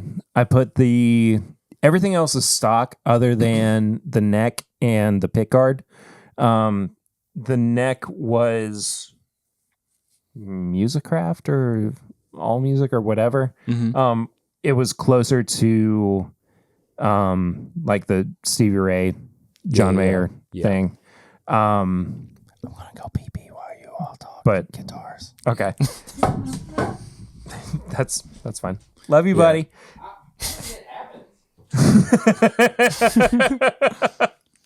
But yeah, I mean that's when I'm not doing bourbon. I either read or build guitars. I mean, those are my two hobbies. I'm building a Novo inspired one right now. It's like an offset. I know I'm probably speaking your language. You are. But yeah, I mean, for me, it's like I kind of have to always be doing something, like making some progress. So like that silver sparkle telly was one of the big things. I was like, okay, I love Don Rich. I love Buck Owens. Like, let me build one of these, except I want it like Sturgill sounding. So I put Hot Reels pickups in the neck. So it's a little more distortion, a little more kind of lively.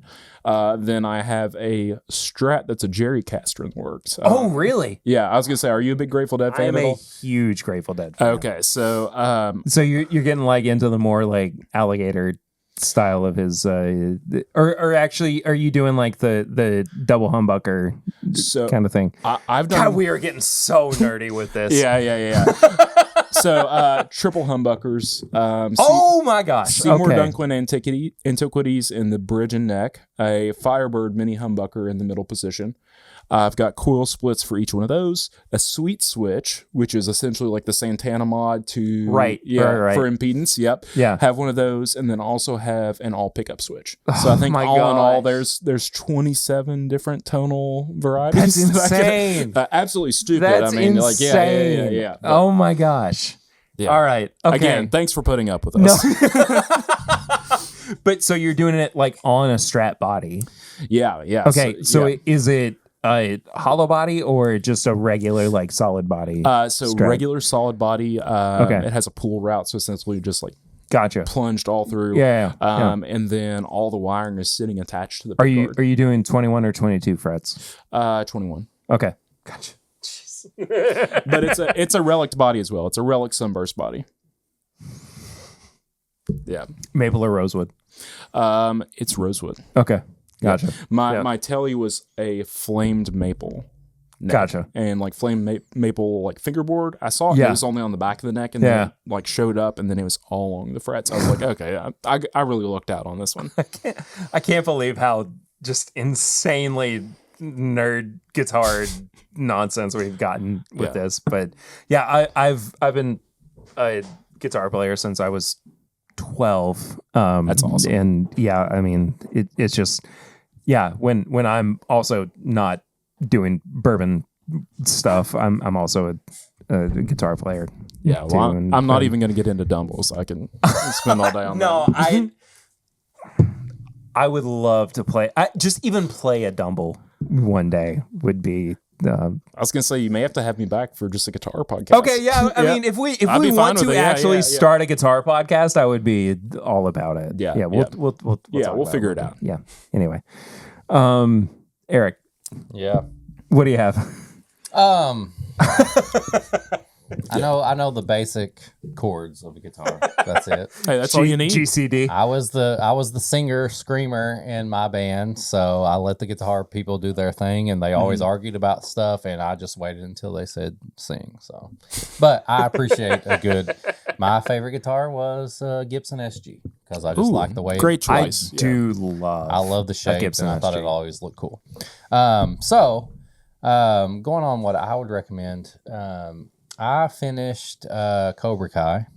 Cobra Kai was, I've talked about seasons of Cobra Kai before. You have, yeah. I love Karate Kid. It was, one of those movies I grew up on and all that. And I think it's one of the best, like, nostalgia, bring back, let's make a show about something old. And, like, they just went full, like, fan service with it. Like, they didn't care if, like, they're bringing back all the characters from the old show. They're just doing so predictable things. It's very, I always call it my favorite, like, live action anime. Yeah. Because it is. It's like there's training arcs, and there's like the good guys becoming friends with the bad guys, and like they're all a team, and they got to all combine to go against one big bad guy. And they really ended this show like perfectly. Like Cobra Kai is done. Like if you want to watch it and binge it, like it's all done now. And they went full like fan service at the end, made it. I knew exactly what I wanted to see, and they did it.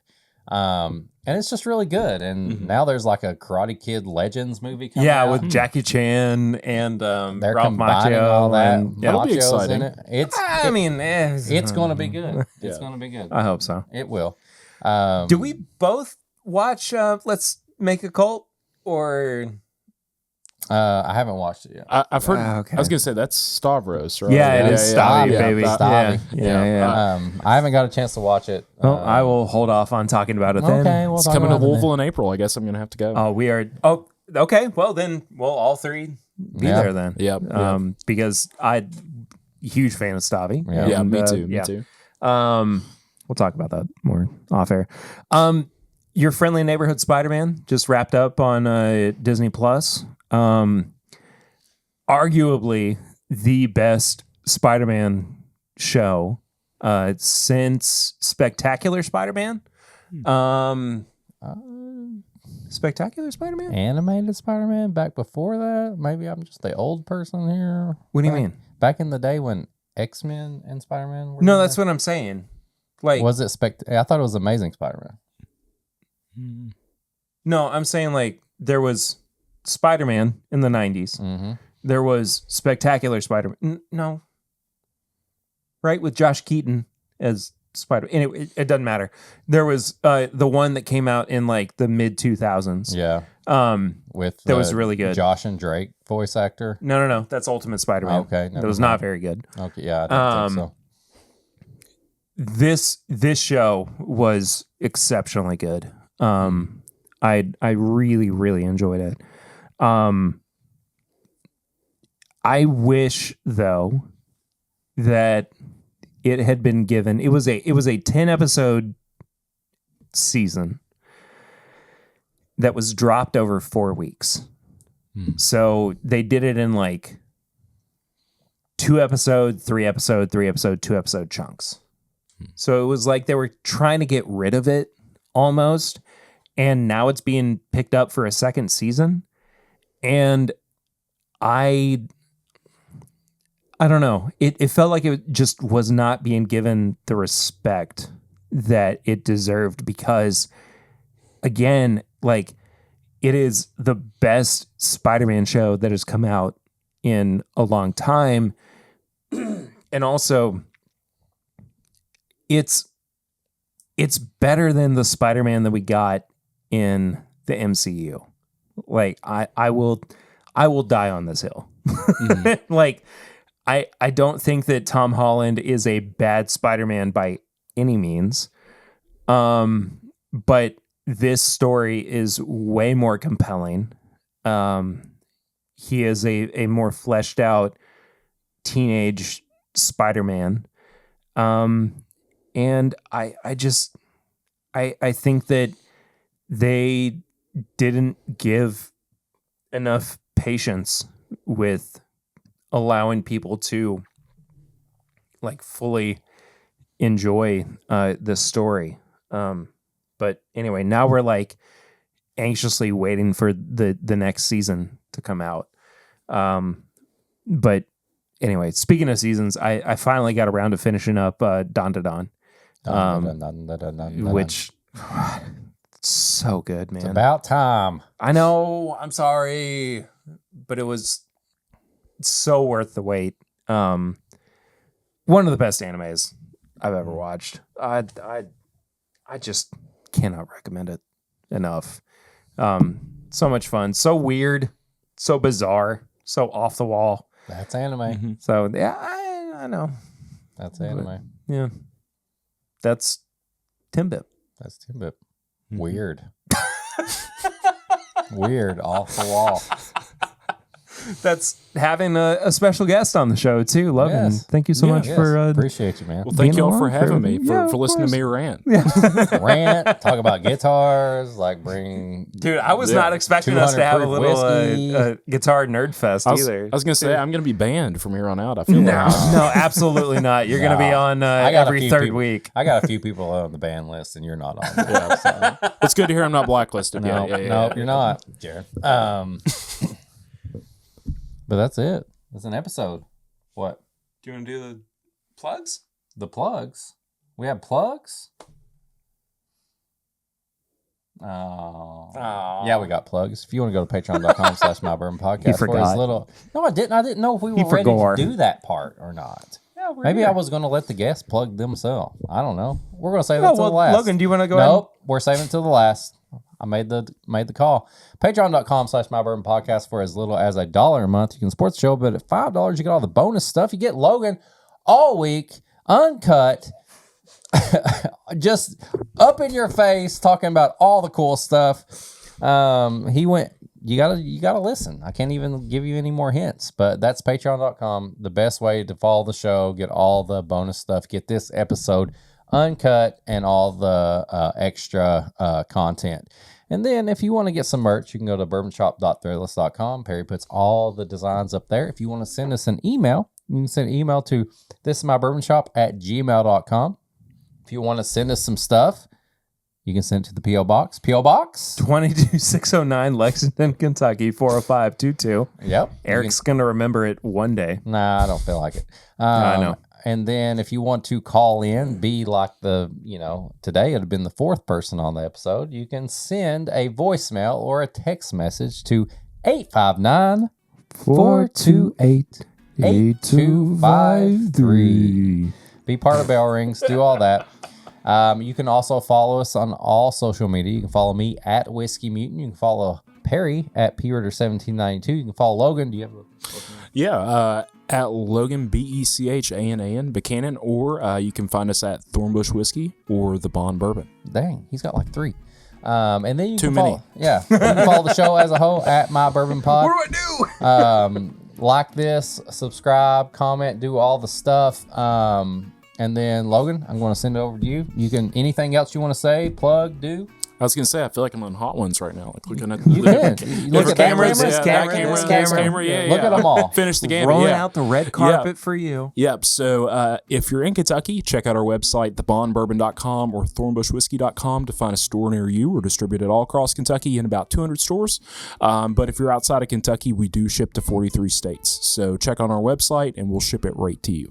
Yeah, and you'll hide stuff in barrels and ship it to them. Yeah, it'll be like a toy in a cereal box. Yeah, exactly. There you go. You may just have a barrel at your door. You never Might know. be a toy. I- might be a body. We don't know. Bodies and barrels. find out. you It may know. be me. I don't know. I mean, You're just going wanna to put travel the yourself in country. a barrel? Yeah, maybe like a Guinness Book of World He Records pops type out thing. Yeah, playing the guitar. He's like, it's like one of those birthday cakes you pop out of, right? and then he's like, Maybe I need to start Cameo. It's a bachelor party. I'll start a Cameo and I'll do that in barrels. Yeah. that's awesome. Oh, man. Thank y'all so much for watching, listening, enjoying the show. We appreciate y'all. We'll see you next week. Until then, though, I am Perry. I'm Eric. I'm Logan. And this is My Bourbon Podcast.